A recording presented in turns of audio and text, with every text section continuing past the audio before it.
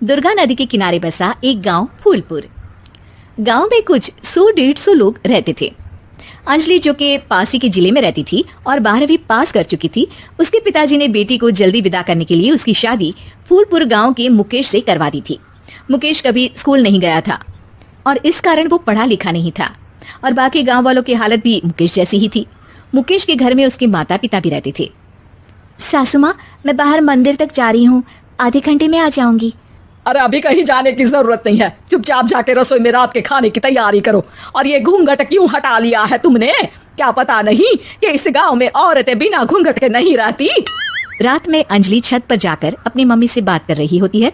तभी गांव की 3-4 औरतें उसे देख लेती है और दरवाजे पर आकर उसकी सास से शिकायत करने लगती है।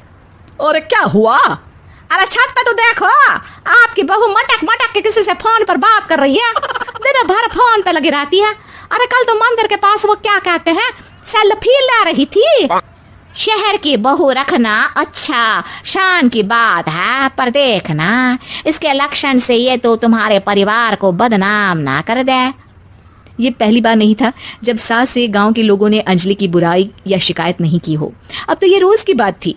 अंजलि ये सब सुन लेती है। जब वो नीचे जाती है तो मुकेश भी वहां आ जाता है। सास कहती है, बेटा, लोग घर आकर शिकायत करने लगे हैं बहू के कामों की।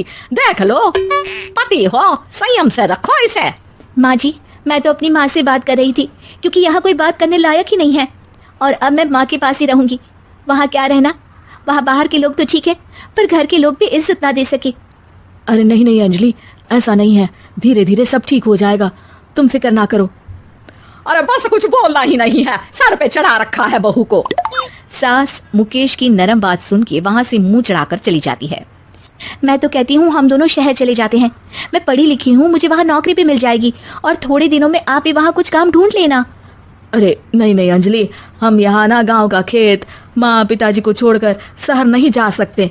माँ पिताजी को कैसा लगेगा और गांव वाले क्या सोचेंगे? ये कहकर मुकेश सोने चला जाता है और अंजलि की गांव वालों द्वारा बुराई का सिलसिला बहुत दिनों तक चलता ही रहता है। लेकिन अंजलि गुस्सा ना दिखाते हुए समझदारी से काम लेती है। बारिश का मौसम चालू हो जाता है। जोरदार बारिश से पूरे गांव में हाहाकार मच जाता है। दुर्गा नदी में बाढ़ आ जाती है और बाढ़ का पानी पूरे गांव की फसल तबाह कर देता है।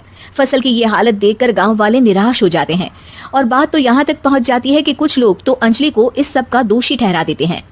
अरे पूरी फसल तबाह हो गई, पता नहीं किसकी नजर लग गई है। अरे जब से चौधरी परिवार में ये शहर की बहू आई है ना, तब से ही गांव की शांति चली गई है। इसके कर्म कांड से माँ दुर्गा नदी भी खुश नहीं है। ये सब सुनकर बेचारी अंजलि रोते हुए अपने घर चली जाती है। कुछ दिन बाद सभी गांव वाले अपनी फसल का मुआवजा लेकर अपने अपने घर आते हैं। मुकेश भी 1500 लेकर आता है। अंजलि को जब पासबुक दिखाता है तो अंजलि हैरान हो जाती है। अरे ये पासबुक में तो उन्होंने 4000 की एंट्री करी है और आपको सिर्फ 1500 दिए। सच में? अरे वो सरकारी अफसर आपको बेवकूफ बना रहे हैं। सरकार की तरफ से हमें 4000 मिले हैं लेकिन बाकी का सारा पैसा खुद ही खा रहे हैं। आप लोग के अनपढ़ होने का फायदा उठा रहे हैं।